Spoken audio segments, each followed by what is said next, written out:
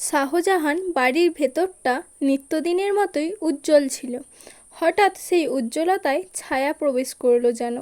তন্ময় বাড়ি ফিরেছে মাত্রই, তার ঢুকতে দেরি, ডাক পড়তে দেরি হয়নি।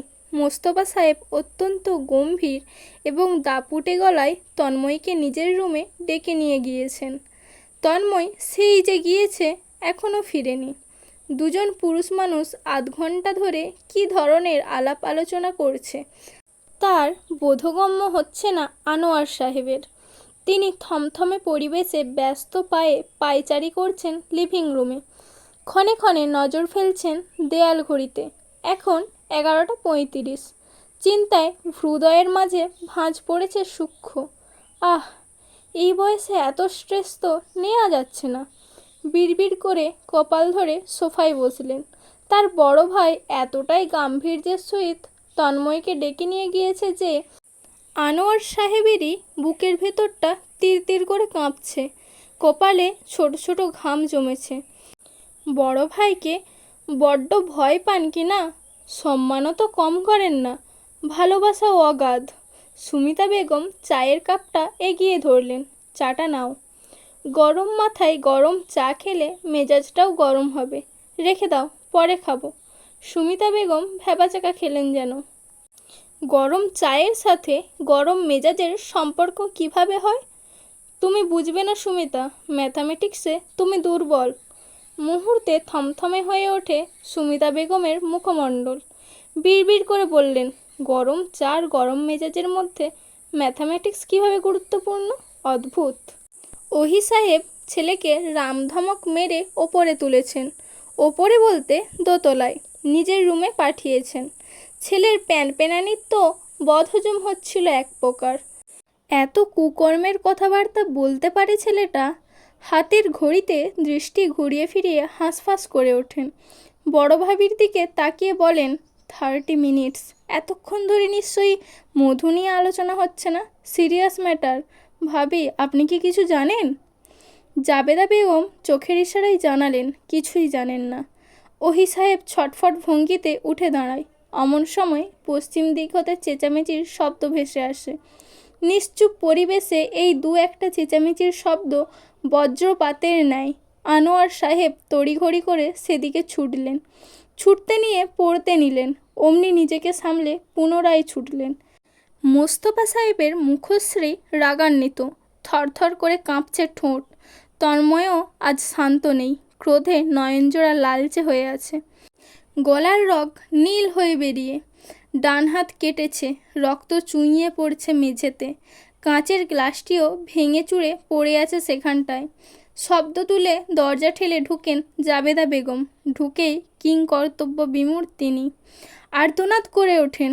দ্রুততম গতিতে এসে দাঁড়ান ছেলের পাশে। কম্পিত হাতে তন্ময়ের রক্তাক্ত হাতটা জাপটে ধরেন। চোখ অশ্রুসিক্ত। গলার স্বর উঁচিয়ে বলেন, এসব কি করেছিস? এই তন্ময়, রক্ত পড়ছে। আল্লাহ! তন্ময় তখনও মোস্তফা সাহেবের দিকে দৃষ্টি রেখে আছে। কণ্ঠনালী চেপে দৃঢ় স্বরে বলে, আই ওয়ান্ট হার। আমার মধ্যে কি problem? What's wrong with me huh? আমাকে কেন বিশ্বাস করতে পারছো না? I know her better than you বাবা। তাহলে কেন আমি ওর জীবনসঙ্গী হতে পারবো না? Why the hell not? Mostafa সাহেব বাকরুদ্ধ। ঘন ঘন শ্বাস ফেলে তিনি আঙুল তুলে স্ত্রীর উদ্দেশ্যে বললেন, তোমার ছেলেকে বলো আমার পরিবারের ওপর নজর না ফেলতে। ও চাচ্ছে এই পরিবার ভেঙে যাক, আমার ভাইয়েরা আলাদা হোক। এটা আমি কখনো হতে দিব না, কখনো না। জাবেদা বেগম আতঙ্কিত গলায় চেঁচায়, হয়েছে কি? কি নিয়ে কথা বলছেন? মোস্তফা সাহেব তেড়ে আসে। গলা নামিয়ে দাঁতে দাঁত চেপে বলে, তোমার ভদ্র ছেলে ওরুকে বিয়ে করতে চায়। ওই ছোট্ট মেয়েটাকে, যাকে সাবিয়ার সমান ভালোবেসে বড় করেছি, নিজের মেয়ের ন্যায়। ছোট থেকে ভাই বোনের সম্পর্ক ওদের। আর আর কমপক্ষে ওরও 10 বছরের বড়। এসব ভাবে কিভাবে ও? আমাদের এই সুন্দর পরিবারের কি হবে এগুলো জানাজানি হলে? হ্যাঁ? স্তব্ধ ভঙ্গিতে দাঁড়িয়ে থাকেন জাবেদা বেগম। বেশ কিছুক্ষণ চুপসে রইলেন। মোস্তফা সাহেব সন্তুষ্ট অনুভব করেন। ভেবে নিলেন স্ত্রীও অমত করছে। কিন্তু তার ধারণা পাল্টে জাবেদা বেগম বলে ওঠেন অত্যন্ত গম্ভীর গলায়, পুত্রবধূদের নিজের মেয়ের মতোই বড় করে, পরের বাড়ির মেয়ের মতো নয়। চাচাতো ভাই বোনের কি বিয়ে হয় না? একসাথে বড় হয়েছে তো কি হয়েছে? ছেলে মেয়ে দুজন দুজনকে পছন্দ করে, এর থেকে গুরুত্বপূর্ণ কি? আমার ছেলের থেকে ভালো জীবনসঙ্গী অরুর জন্য এই পৃথিবীতে নেই। ঘরের মেয়ে ঘরেই থাকবে সারা জীবন, আমি কোনো আপত্তির কারণ দেখছি না। আমার জাবেদা! ধমকে ওঠেন মোস্তফা সাহেব। তুমি কি আদৌ বুঝতে পারছো কি বলছো? আমার পরিবার, আমার এত বছরের স্বপ্নের পরিবার ভেঙে যাবে এই তুচ্ছ তাচ্ছিল্য কারণে। ছেলে মানুষই চিন্তাভাবনা পাশে রাখো, শুধু নিজেদের কথা ভাবছো? এই বিষয়টা আদেও আনোয়ার কিংবা সুমিতার ভালো লাগবে নাকি ভেবে দেখেছো? কতটা লজ্জাজনক পরিস্থিতির সৃষ্টি হবে বাড়ির মধ্যে ভেবেছো? আরও বাচ্চারা আছে জাবেদা। হয়তো আনোয়ার আমার মুখের কথা ফেলতে না পেরে এই বিষয়টা মেনে নিল। তারপর তারপর কি হবে? যদি ভবিষ্যতে ওদের মধ্যে সমস্যা হয়, এই বয়সের ব্যবধানের কারণে যদি ওদের সম্পর্কের ভাঙন ধরে, তখন শুধু ওদের নয়, আমাদের পরিবারের মধ্যেও ধরবে। অনেক অনেক সমস্যা আছে ভেবে চিনতে। জাবেদা বেগম অবাকের চূড়ান্তে যেন। এই চেনো তুমি আমাদের ছেলেকে? তন্ময়, আমি এই বিষয়ে আমার বাড়িতে আর একটা শব্দ শুনতে চাই না। তোমার ছেলেকে বলো আমার বাড়িতে থাকতে হলে আমার মতামত মেনে থাকতে হবে। তন্ময় শক্ত গলায় বলে, থাকবো না, আপনার মতামত মানবো না, আর বাড়িতেও থাকবো না। এই বাড়িতে সেদিনই ফিরবো যেদিন অরুকে আমার হাতে তুলে দিবেন। গটগট পায়ে বেরিয়ে যায় তন্ময়। দেখা হয় চাচ্চু চাচ্চিদের সঙ্গে। সবাই দাঁড়িয়ে। তন্ময় দ্রুত পায়ে ইতোমধ্যে উপরে উঠে গিয়েছে। মোস্তফা সাহেব শব্দ করে সোফায় বসেন। পাশে বসেন জাবেদা বেগম। গলার স্বর নামিয়ে তিনি বলতে নেন, ছেলেটা অরুকে সত্যিই। কথাটুকু শেষ করতে পারেননি, পূর্বেই খুব বাজে ভাষায় চেঁচিয়ে ওঠেন মোস্তফা সাহেব। রাগান্বিত তার মুখে যা এসেছে বলে ফেলেন। ওদিকে স্বামীর কাছ থেকে কখনো এমন ব্যবহার না পাওয়া জাবেদা বেগমের পায়ের নিচ থেকে যেন মাটি সরে গেল।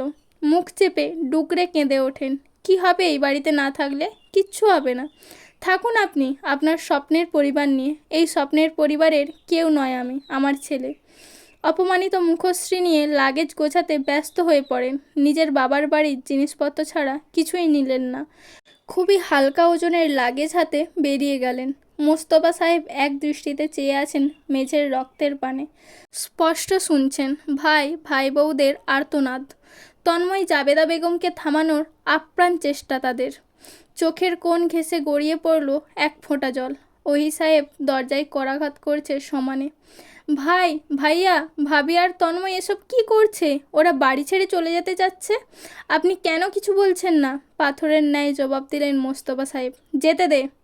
থমকে গেল শাহজাহান বাড়ি। সব কিছু স্তব্ধ বিমূঢ়। হুটহাট হেঁচকি তুলে মেয়েলি কান্নার স্বর ছাড়া আর কিছুই শোনা গেল না।